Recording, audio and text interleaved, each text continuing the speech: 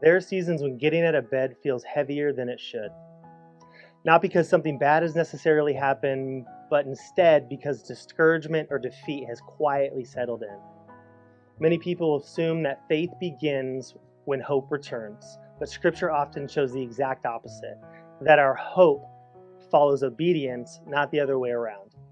In Isaiah 60, verse 1, it says, "Arise and shine, for your light has come, and the glory of the Lord has risen upon you."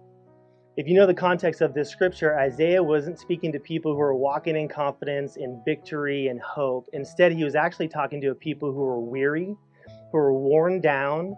They had just lived through loss, uncertainty, and our God does not tell them to just feel hopeful or feel better. Instead, he says, "Go, arise," not meekly, not with some intimidation, but instead with confidence, with boldness.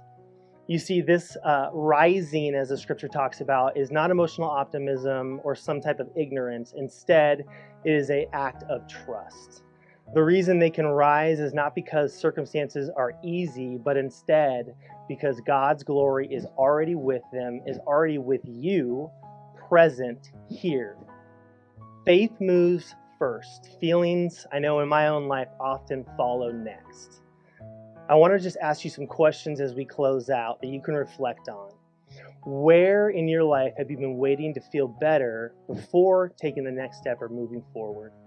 And what step of obedience might God be inviting you into today that you may not be expecting?